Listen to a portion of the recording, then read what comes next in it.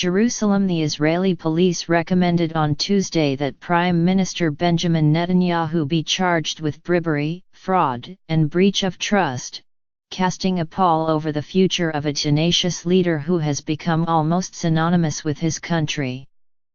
The announcement instantly raised doubts about his ability to stay in office.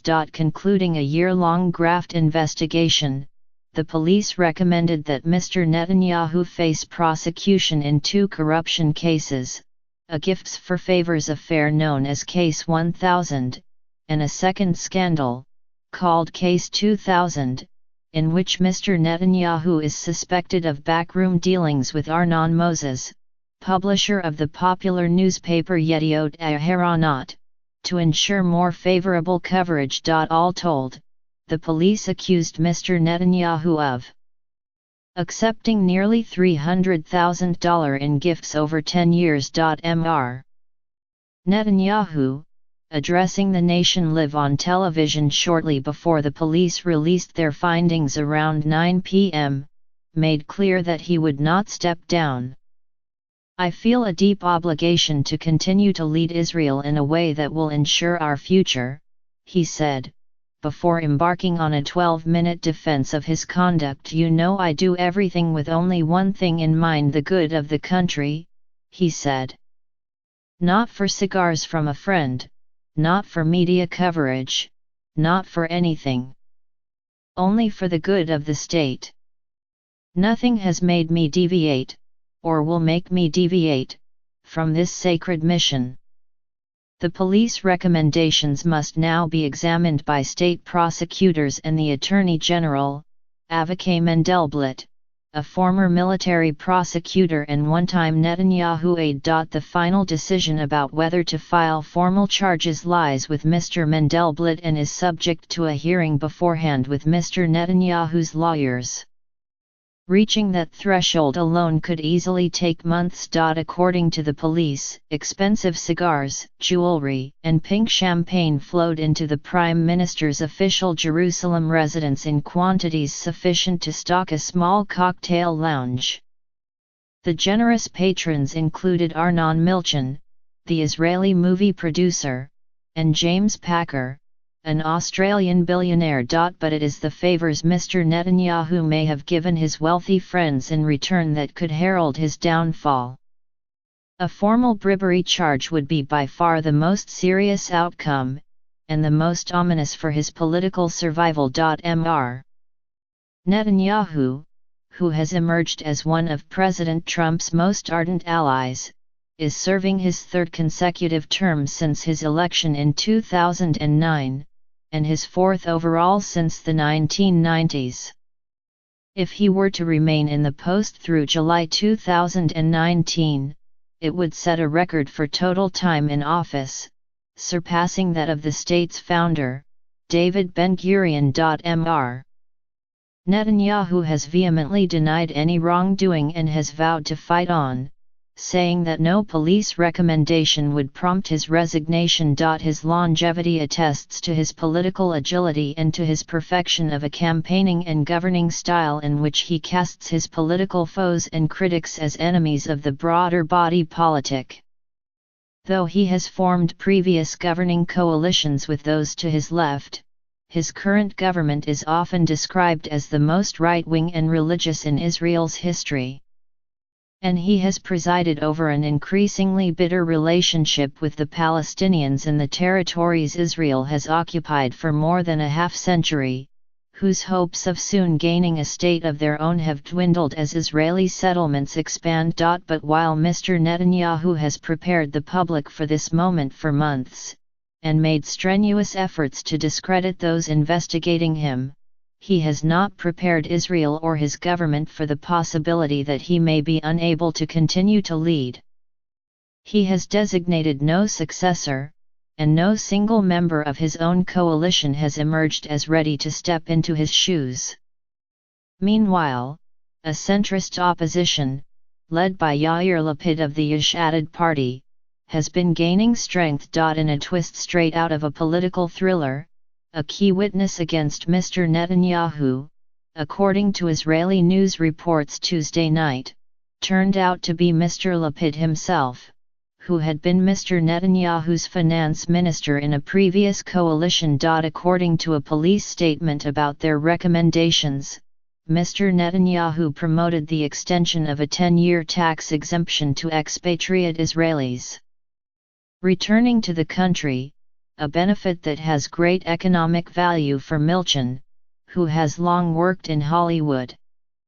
But the finance ministry blocked this legislation, saying it was against the national interest and fiscally unsound. The Israeli law enforcement authorities have handled the cases with great caution, wary of the possibility of bringing down a prime minister who might then be proved not guilty in court, not least with Israel facing increasing security threats on its northern and southern frontiers. But Israel's constant state of alert has led some critics to argue all the more that a prime minister so focused on fighting his own legal battles cannot be entrusted with fateful decisions of peace and war. Opposition politicians pounced Tuesday night, demanding that Mr. Netanyahu step down, be ousted by his coalition, or at least declare himself incapacitated, as former Prime Minister Ehud Barak urged on Twitter, calling the police findings hair-raising.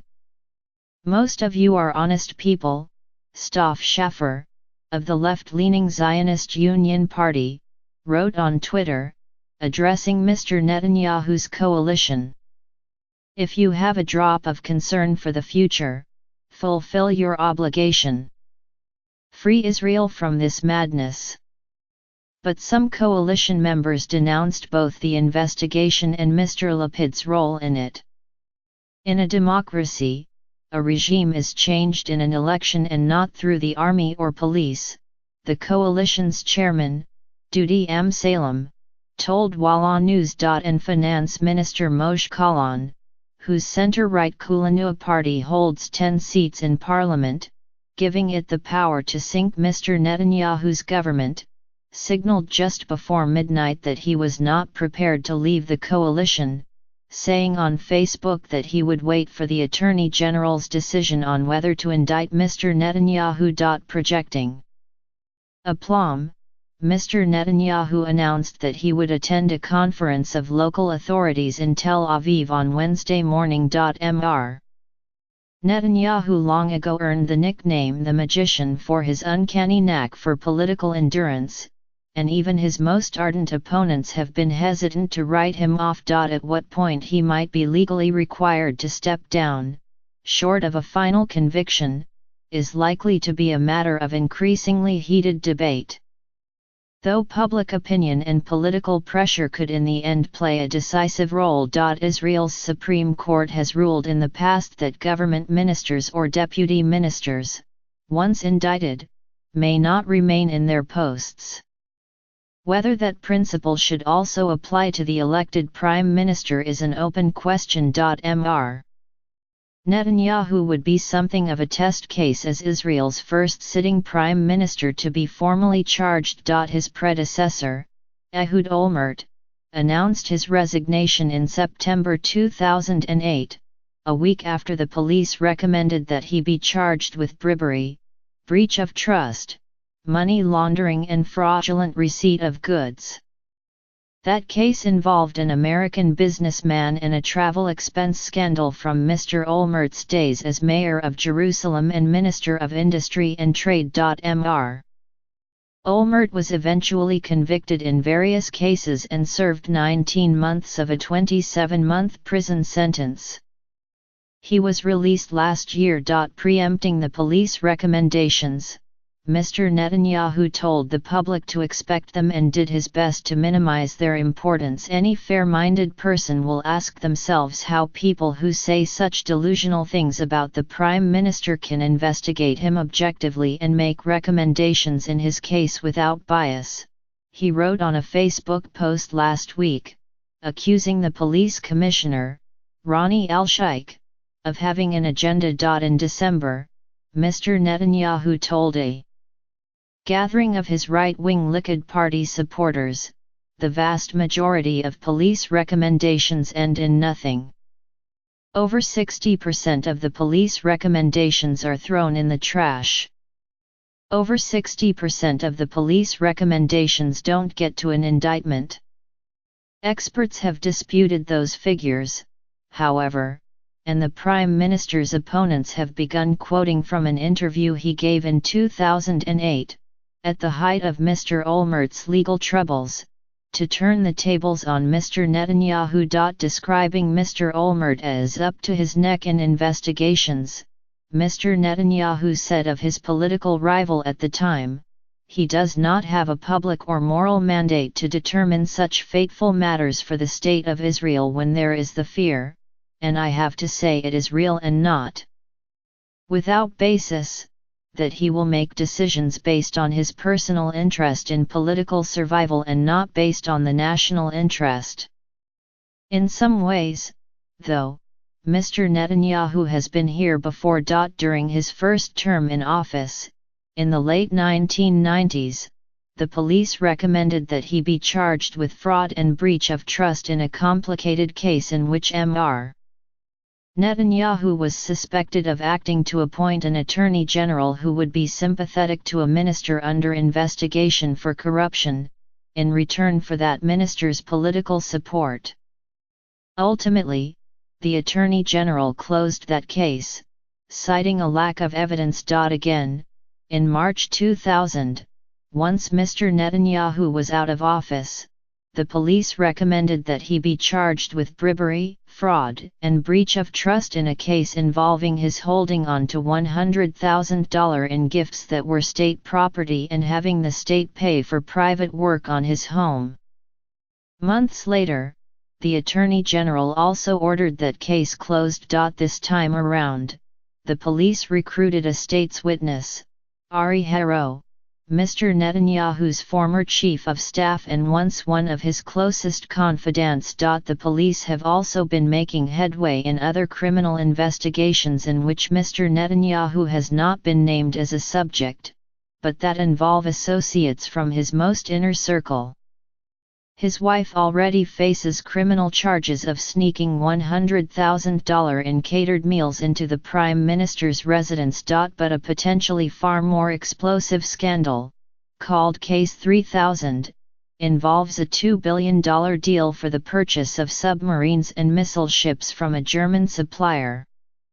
Critics have described that episode as perhaps the biggest corruption case in Israeli history, touching on deep conflicts of interest and national security. Among those caught up in the shipping investigation are David Shimron, Mr. Netanyahu's personal lawyer and second cousin, and Yitzhak Malko, Mr. Netanyahu's lifelong friend and close advisor, whom he has sent on his most delicate diplomatic missions since the 1990s.